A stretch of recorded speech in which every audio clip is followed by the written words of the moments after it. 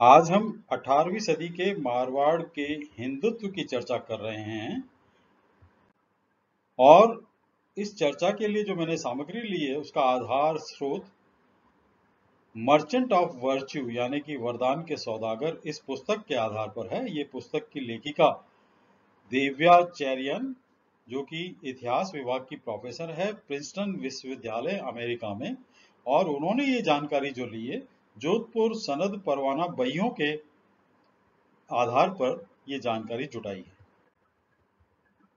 18वीं सदी में महाराजा विक्रम सिंह राठौड़ का काल मारवाड़ में कई मायनों में बड़ा ही अलग रहा।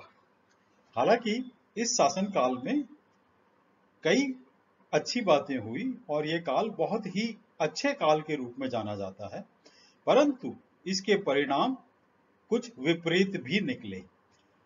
महाराजा विक्रम सिंह ने सन 1765 में वैष्णव धर्म अपना लिया था एवं उसके बाद अपने द्वितीय शासनकाल में अर्थात 1772 से 1793 का जो शासनकाल उनका रहा, उस पीरियड में उन्होंने वैष्णव धर्म के नए नियम एवं समाज के लिए नए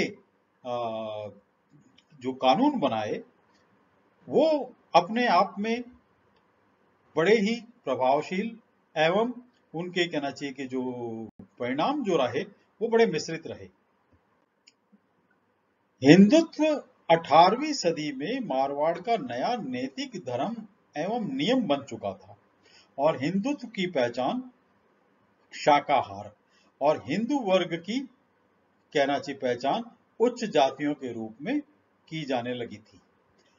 उच्च जातियां अर्थात राजपूत, ब्राह्मण एवं ब्राह्मण वर्ग, चमड़े के कार्य करने वाली जातियों का सामाजिक बहिष्कार किया जाने लगा था एवं चमड़े के कार्य करने वाली जातियों से संपर्क रखने वाली जातियों का भी सामाजिक बहिष्कार किया जा रहा था।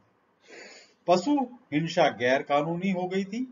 संयम अर्थात मदिरापान निषेध एवं जुआ खेलना निषेध, इस प्रकार के कानून समाज में लागू किए जा रहे थे। असुचिता अर्थात गैर कानूनी अनैतिक संबंध ये भी निषेध करार दिए गए थे। गर्भपात गैर कानूनी हो गया था।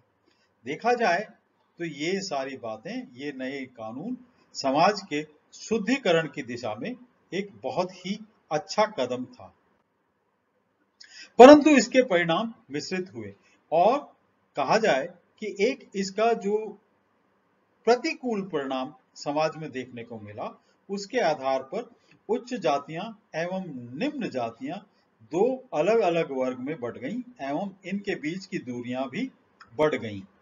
उच्च जातियां अर्थात ब्राह्मण, राजपूत एवं महाजन वर्ग, निम्न जातियां अर्थात हाथ से काम करने वाली 36 कौम, कम चमड़े का काम करने वाली अछूत जातियां एवं चमड़े के काम करने वाली जातियों से संपर्क रखने वाली जातियां एवं मुस्लिम जातियां, ये सभी जातियां कहा जाए कि निम्न जातियां कहलाने लगी।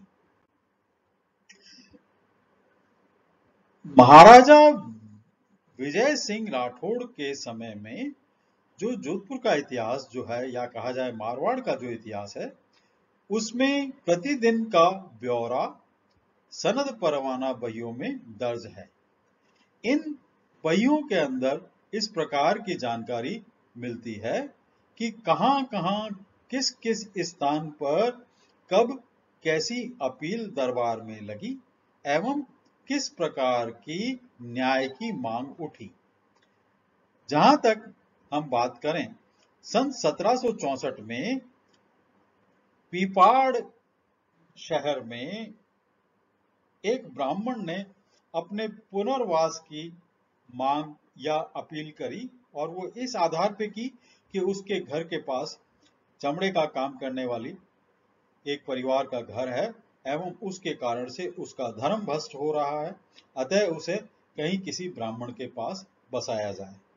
एक इस प्रकार की अपील लगने के बाद मारवाड़ के कई अन्य शहरों में भी मेड़ता, पाली, नागौर, बिलाड़ा हर जगह इस प्रकार के कहना चाहिए कि अपील लगने लगी एवं समाज के उच्च वर्ग के लोग अपने स्थान निम्न वर्ग से दूर करना चाहने लगे। इसी के परिणाम में जल के स्थान, जल के स्रोत एवं रहने के स्थान, ये दोनों स्थान अलग अलग होने लगे। अर्थात मारवाड़ के अंदर दोनों ही वर्गों के बीच में छुआछूत एवं कहा जाए बहुत ज्यादा डिफरेंस बढ़ने लगा। इन्हीं सनद परवाना बहियों के इतिहास में हमें जो विवरण मिलता है उससे उस काल के अपराध के बारे में भी जानकारी मिलती है। अपराध एवं अपराधी वर्ग, ये अपराध करने वाला वर्ग कौन था? सिवाना में श्रीमाली ब्राह्मण को मदिरापान के जुर्म में सजा हुई और इसका विवरण हमें जोधपुर सनद परवाना बही नंबर 34 में मिलता है, जो कि सन 1786 का बयान दर्ज है। इसी प्रकार मेड़ता के जैन व्यापारी द्वारा बेटी का गर्भपात कराना, ये 1771 का विवरण बही संख्या 20 में हमें मिलता है। इसी प्रकार बही संख्या 46 में 1794 में मेड़ता में जाट, राजपूत, खटिक एवं ब्राह्मण युवकों द्वारा एक ब्राह्मण युवती से बलात्कार एवं फिर उसका गर्भपात कराया जाना, इस प्रकार का विवरण भी मिलता है। ये सभी घटनाएं तत्कालीन समाज में व्याप्त व्याभिचार का वर्णन दर्शाती हैं और व्याभिचार करने वाला वर्ग विशेष वही था जो कि शासक वर्ग के नजदीक था एवं प्रशासनिक मशीनरी इसी वर्ग के हाथ में थी। इसी प्रकार जोधपुर सनद परवाना बही संख्या 20 में 1771 में एक और वर्णन दर्ज है, जिसमें मेड़ता में जैन महाजन की बेटी को पंचोली ब्राह्मण द्वारा गर्भवती करना और फिर उसका गर्भपात करवाना, इस तरह का वर्णन मिलता है। और जाजू और बाहेती महाजनों द्वारा एक विधवा ब्राह्मण युवती को गर्भवती बनाना एवं गर्भपात करना, इस प्रकार का भी वर्णन 1797 का जोधपुर सनद परवाना बही संख्या 49 में दर्ज है। ऐसा ही एक और वर्णन बही संख्या 35 में 1786 की घटना, जिसमें राजपूत युवती ने पति के दादा पर गर्भवती करने का आरोप एवं गर्भपात का आरोप लगाया, ऐसा भी वर्णन दर्ज है। ये सारी घटनाएं तत्कालीन समाज के अंदर व्याप्त व्याभिचार का वर्णन करती हैं। इस प्रकार के व्याभिचार को जो उच्च जातियां जो थी, अर्थात जो हिंदू जातियां थी, उन्होंने बहुत ही गंभीरता से लिया और ऐसे अपराधी तत्वों के विरुद्ध कहा जाए कि अनुशासनात्मक कार्रवाई एवं दंडात्मक कार्रवाई इन्हीं हिंदू जाति के लोगों ने ही दर्ज कराई और या इसको इनिशिएट किया। नंदवाना, श्रीमाली, पालीवाल ब्राह्मण जातियों द्वारा शुद्धिकरण के लिए अपने ही बंधुओं को हिंदू जाति से बाहर करके बहिष्कृत किया गया। राजपूत, जाट, महाजन एवं ब्राह्मण उच्च जाति वर्ग के लोगों का आपराधिक चरित्र समाज के सामने प्रकट हुआ। और आज भी हम एक चीज देखते हैं कि मारवाड़ में ब्राह्मण जातियों की एक उपजाति गरुड़ा का अनुसूचित जाति में पाया जाना इसी प्रकार का एक प्रमाण है कि ये वही ब्राह्मणों का समूह है जिन्हें कि कभी उनके ब्राह्मण बंधुओं ने बहिष्कृत किया था। इन तथ्यों के आधार पर मैं आगे का विश्लेषण करना चाहूंगा।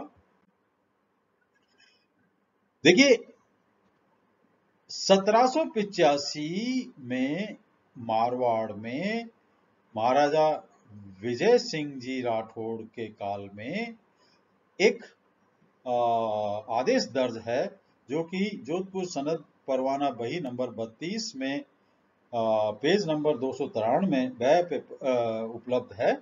इसके आधार पर हिंदू जाति एवं अछूत जातियों को मारवाड़ में अलग अलग कहना चाहिए कि वर्ग का दर्जा दिया जाना लिखित है। अब बात यह आती है कि कुछ ब्राह्मण जातियां जो कि उस समय चमड़े का काम करने वाली जातियों के कर्मकांड करती नहीं थी और सामाजिक दबाव उन पर आया कि आप ये कर्मकांड छोड़ो, परंतु वो कार्य नहीं छोड़ पाए क्योंकि जाति से बाहर जाकर कोई दूसरा कार्य कर पाना, कोई नए वर्ग के कर्मकांड करा पाना उनके लिए संभव ही नहीं था। अतः वो जब यही कार्य करते रहे तो उनके ही समाज के बंधुओं ने उनका बहिष्कार कर दिया और पूरे मारवाड़ में हिंदुत्व की आड़ में सैकड़ों का इस प्रकार बहिष्कार हुआ। इसके परिणाम ये हुए कि मारवाड़ में समस्त जातियों में सामाजिक दूरियां बढ़ी, हिंदू और गैर हिंदू जातियों का एक विभाजन हो गया। इस विभाजन के आधार पर रहने के स्थान एवं जल संसाधन अर्थात कुएं व बावड़ियों का भी अलग अलग स्थान तय हो गया। निम्न जातियों पर धार्मिक स्थानों, सार्वजनिक स्थानों पर प्रवेश पर रोक इत्यादि लगने लगी। अछूत व चमड़े का काम करने वाली अथवा इनसे संपर्क रखने वाली जातियों को गांव के बाहर बसाया गया, अपने घर बार छोड़कर बाहर जाकर इनको बसने के लिए मजबूर किया गया।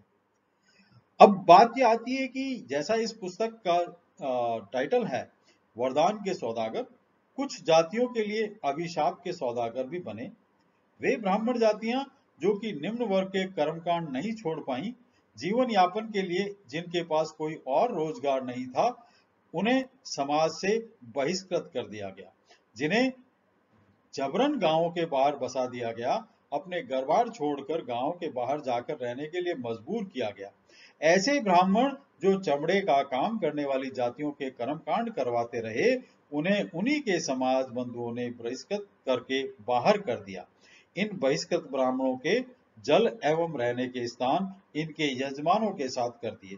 कुछ जातियों के लोग अपमानित नामों से पुकारे जाने लगे, जैसे गुरु को गरुड़ा कहा जाने लगा।